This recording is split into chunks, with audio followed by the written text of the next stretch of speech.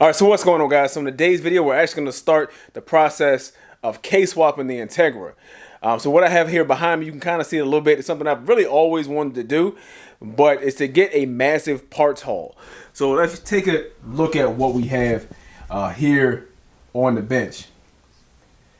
So if we look, this is pretty much everything you need to K-swap your car in these brown boxes. Now, of course, it's not all that exciting because it's just a bunch of boxes right now. But what I want to do with this build is do some shorter clips and videos on the install of some of this stuff. I feel like that's the one thing in the Honda scene that I've noticed that might be a little lacking. Is typically when people do stuff like this, is that they kind of do a overview of everything and might miss a few things that people might really be looking for. So at least for now, that's the goal of this build and how I'm going to be documenting this build. Like I said, all this stuff you have probably already seen 100 times if you're looking to K-swap your car. If you're looking to K-swap your car, you've already seen all this stuff 100 times. But I do want to put my spin on my take, and hopefully I can fill in some blanks that might be missing. I know I still had some questions with all the R&D that's been done. I still had some questions on specific products and whatnot. So this is the beginning of that series. I'm going to get all this stuff unboxed in individual videos and get them installed to where they go, so we can go ahead and get the Integra K-swapped as quickly as possible. Now, most of this stuff, full disclosure, I do gotta say, so I do have to say, I've always wanted to do something like this. Just the feeling of having, again, all these packages kind of show up. Of course, ideally, I would have wanted them to kind of all show up at the same time, because of course all these things were shipped with different companies, and then a few of these are actually pretty expensive, so you have to sign for them, and of course you can wait around all day, and then UPS or FedEx, whoever, will show up as soon as you leave the house. That is no joke how that happened. Waited around, had somebody waiting around the house all day to sign for a package. They leave for about an hour and a half, and almost as soon as they left is when I get the notification they tried to deliver the package and they couldn't. UPS, whatever, it never fails. And they end up doing something I didn't know they do, where they delivered it to a local auto parts store, which whatever it works is fine. I don't need the stuff urgently anyway, because like I said, this stuff is going to be a bunch of different stages of the build. So now what I plan on doing is starting with the engine first, because my goal is to have the engine 100% set before I start working on the chassis. So everything you're going to see in these upcoming videos is going to be engine related. And then after I get that done and ready to go, I will start working on the chassis of the Integra. All right, guys, so like I said, today is the official beginning of prepping the K24 for this K-swap into the Integra. I've already went through, I've cleaned it up quite a bit, if you remember what it looked like when I picked it up from the junkyard. I even went so far as to kind of file down some of the casting marks on the block. I'm going to do all that just before I paint it, because I will be putting some kind of coating. I'm not showing the color yet on the block, but I had some free time. I went ahead and did a few spots. I did most of the work. On the back, because it seems like the back of this engine had a lot more areas where the casting was pretty bad. I'm not sure if you can be able to see that with the lighting, but just trust me, the casting on the front is way better than it is on the back, so not a whole lot needs to be done there. So I've cleaned this up. You can see I've taken it apart. I've actually already broken this thing down all the way down to the head. I got a couple head studs in here that are really just in here with a couple threads.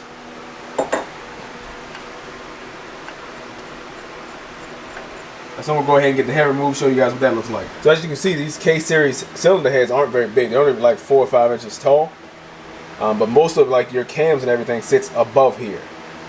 That's why the valve cover itself is so tall. I said I won't be doing anything with any of this other than just cleaning it up.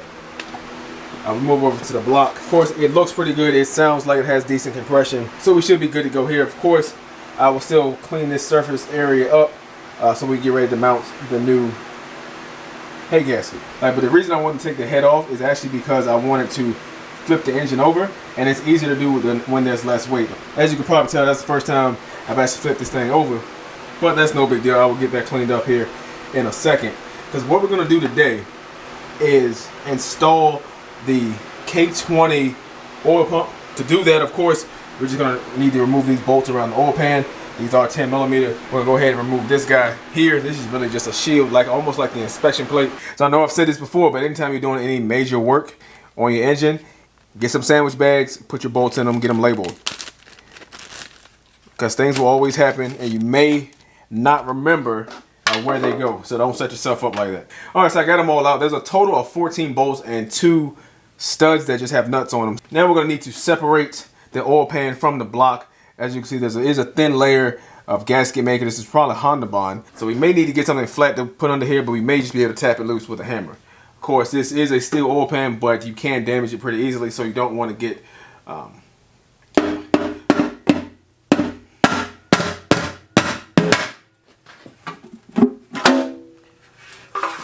Now you should have already done this, but at this point you can inspect your oil pan again, see if you have any metal flakes or anything that just looks odd that give you an idea of how this engine was working. But this looks pretty good. Of course, I'm going to set this aside and get this cleaned up as well.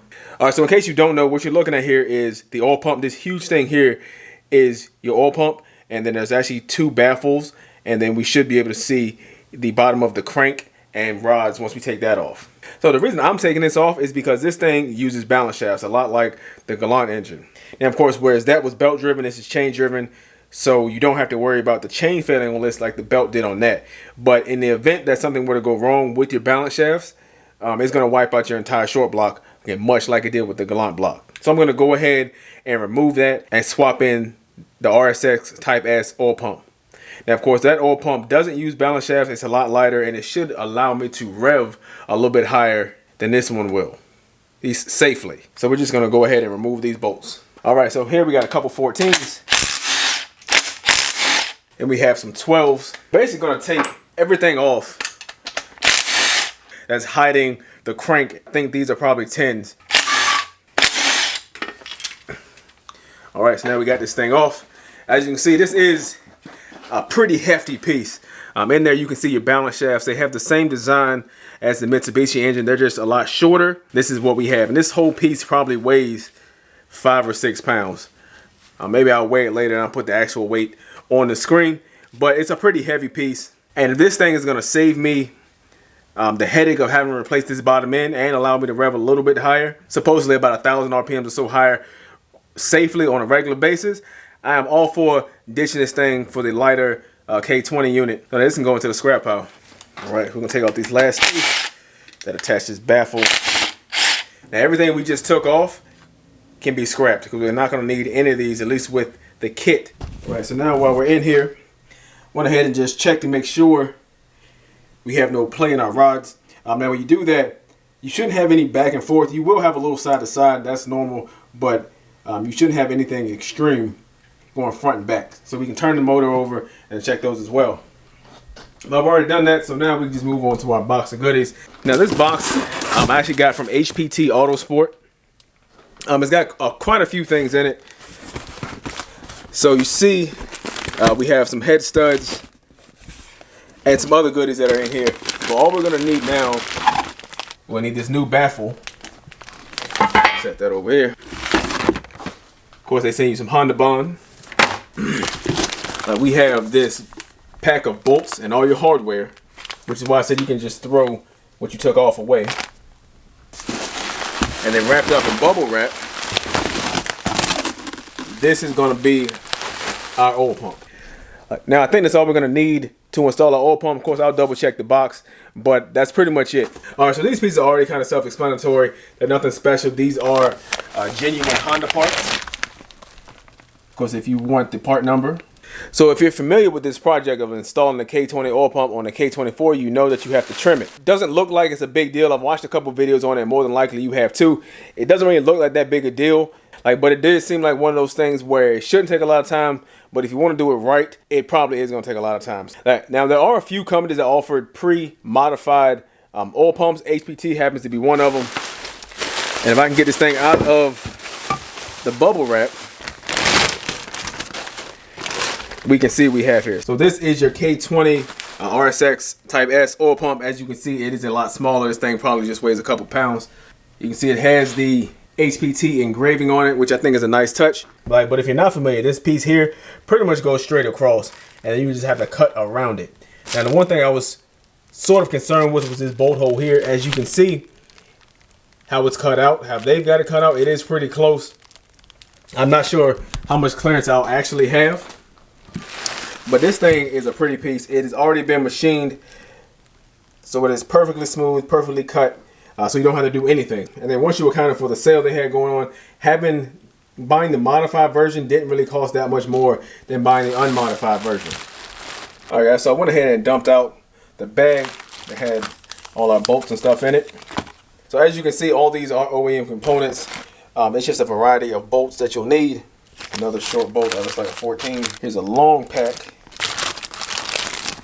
This is the oil pan or the oil pump chain. The longer bolt. And the new guide. Now you do have to get a new guide because this is different on the K20 as opposed to the K24. And of course, they give you a nice little sticker, which I'll be sure to slap on my parts wall here somewhere. All right, so just so you can get a side-by-side comparison of the two oil pumps. Of course, the K20 is a lot smaller, it's a lot lighter. Then we're gonna go ahead and get this thing installed. All right, so I did do this a little out of order, which really doesn't matter as long as you get it off in one piece.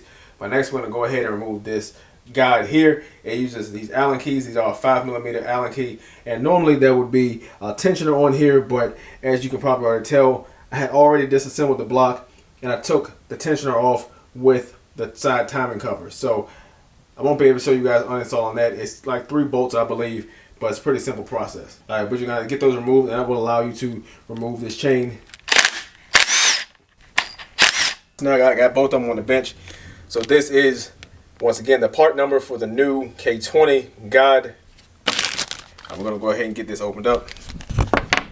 And you can see side by side, they are a little different. Now I don't think the HPT kit comes with new bolts for that, so we're probably gonna need to reuse those. So the reason you wanna get the chain on there first is just because it'll make it easier to align it once you get your oil pump on. Now we can go ahead, set this modified oil pump on.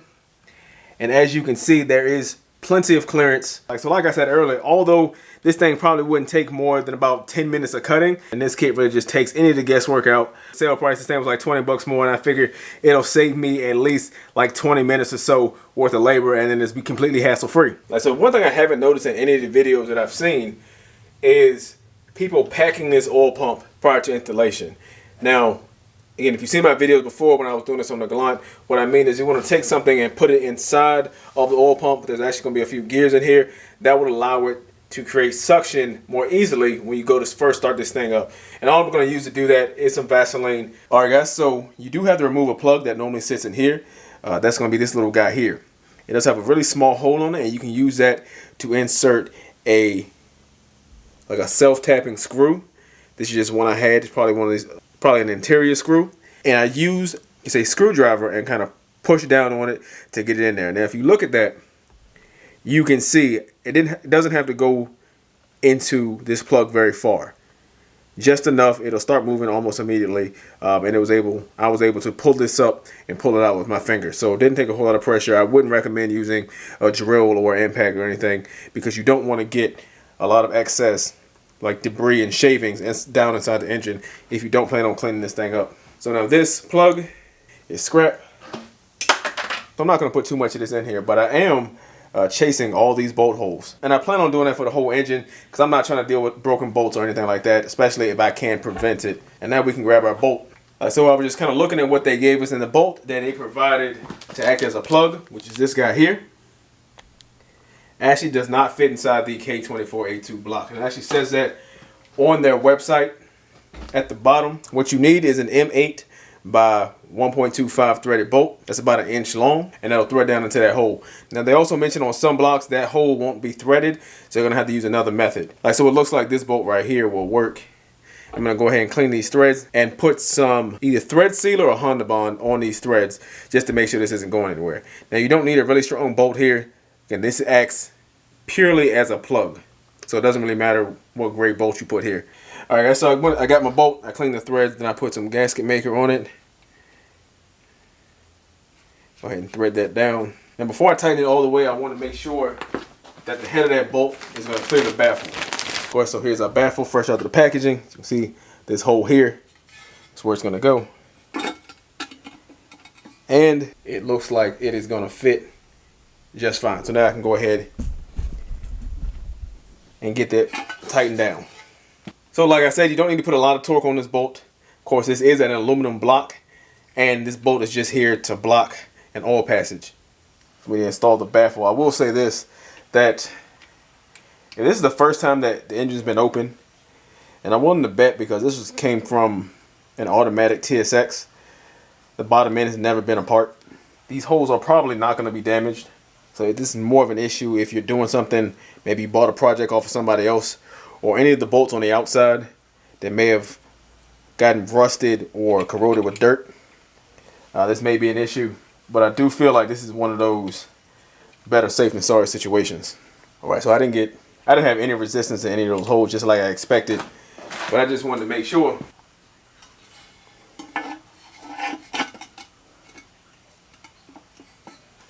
So now we're going to go ahead and install our bolts, and that is what these are here. They came in this long strip. There is the part number for you. And I'm probably not going to film it, at least not going to show it. But I'm going to go back and put a little bit of blue Loctite on these after I get them all in. So now when we go to torque these down, you're going to torque them down to 8.7 foot-pounds, or about 104 inch-pounds. And of course the problem with doing that is that this thing has a gauge on it. So I'm still not going to know exactly where 104 is. So I'm going to go to 100 and just barely past it. So I went ahead and opened this thing up, packed it out with Vaseline. Now I couldn't find anywhere where it said to do that, but I know I've done that in every other oil pump I've used on other motors, and it does help create that initial suction so it doesn't take as long to build oil pressure when you first go to start this thing up. Now we go to do this, I'm going to pull the chain up and kind of dip this underneath it. So, and if you don't do that, you're not going to be able to get these holes to line up. But now my teeth are flush, and we can install the rest of the bolts. These are all different heights. The one in the back here is the shortest. This is in the middle, and this is the tallest. And you have 3 different length bolts. So this is going to be the bolt for this guy here. There is the part number. Hopefully you guys can see that. Go ahead and run that down in there. Our longer bolt is here. There's the part number for that. Of course, that's going to go in this guy here. And here's our third bolt. And there's the part number for that. And that's going to go right back here. So we're going to go ahead and torque these down. These front 2 that are 12s are going to be torqued down to 16 foot-pounds. This one in the back is to be torqued down to, let's call it 9 foot-pounds. Like, or if you're using an inch-pound torque wrench, that's 192 for the fronts and 104 for the back. All right, so now with the exception of the tensioner, that's it. That is how you complete the Type S oil pump install on your K24. As I said, you want to make sure you torque down these bolts here. Make sure you block that passageway off. As I said, the kit from HPT, the bolt that they supply does not fit in the A2 block, so you will have to get your own. It is an M8 by 1.25. So of course everything was extremely straightforward. It didn't take any time. You're looking at maybe a 15-minute job. Of course, it's a high quality kit because it is all OEM parts. So that's it, guys. That's a Type S oil pump installed on your K24. Now, of course, if you were going to install this on your own car, you would need to put that tensioner back in, but I'm actually not quite done yet. But I did want to go ahead and get that done because I'm going to be putting this engine on an engine stand. You've seen those before. They call it engine cradles in some cases, but I want to get that, and that's going to be harder to do when it's so low to the ground. So if I can get that installed, I know I'll be good to go. But that's really it, guys. I want to thank you for watching my video. If you haven't already, hit that like button, hit the subscribe button so you can stay in touch with the Integra build and the K-swap and stay up to date on my Galant here if you're interested in that. And have a great day.